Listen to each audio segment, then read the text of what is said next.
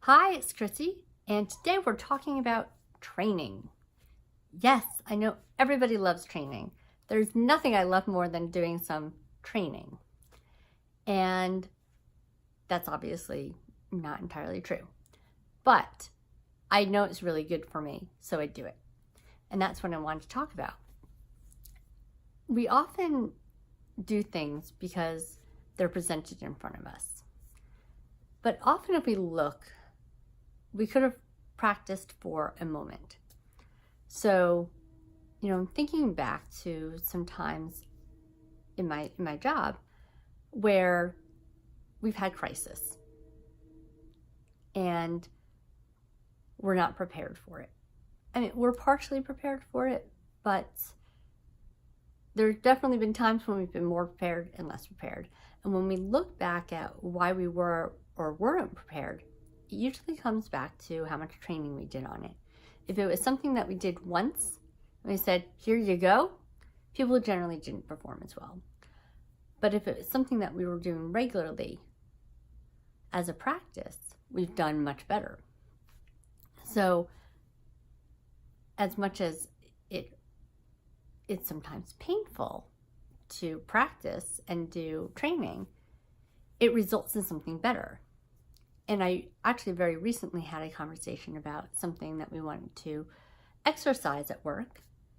And my answer was that we needed to practice like we would in real life. And there's a cost to that, to, my entire agency. Because, there is. But I felt very strongly that as long as everybody knew we had this cost, that my unit was going to be not functioning for maybe 5-10 minutes, we can get over that. It was more important to have people act as though this was a real incident than to have people, have people practice as though it was a real incident than to have an artificial layer to it where people could pretend it wasn't a real incident. Now, obviously, it's not real. We don't need to go 100%, but we need to practice on a certain level so that if this situation ever happens, we are ready and we can put what's most important first, and that is the people around us. So, training. Training is the foundation for which we perform. And even though sometimes it's really annoying, really painful, it is the thing that will propel us forward. When I started doing videos, I hated it. And it was kind of painful to do. It was even more painful to watch. If anybody's ever watched their own video, it could be the greatest video. Everybody would be like, you were great. And you're like, oh God, look at my tick, look at my hair, look at the pauses in my, whatever. We all have those issues with ourselves. So when I started, I hated doing videos. I hated watching it. It's now months later, and I feel so much more comfortable with it, so much more confident in it, where I'm actually thinking about moving a lot of things that I do from written word into video, which is like a major switch in me.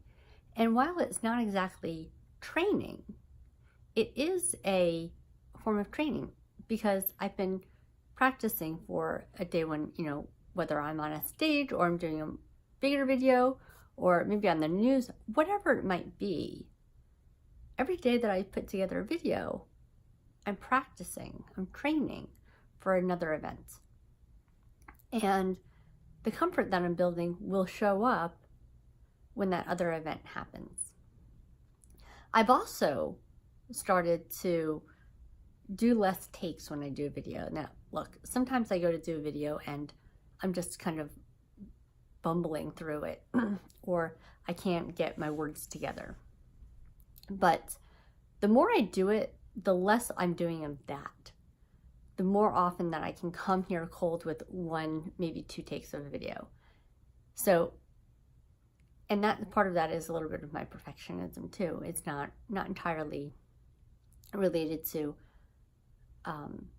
that I'm saying anything wrong or something. Sometimes I'm just like, My hair started itching me and I don't want to be scratching my face during the video. And so, training. So, whenever you have something that you need to do and it's important, train for it. You don't have to train exactly how you're going to do it during an event, but as you slowly build up the skills that will help you perform during an event, you will perform better. So go forth and train, and I hope to see you again soon. I love you guys, and have a great day.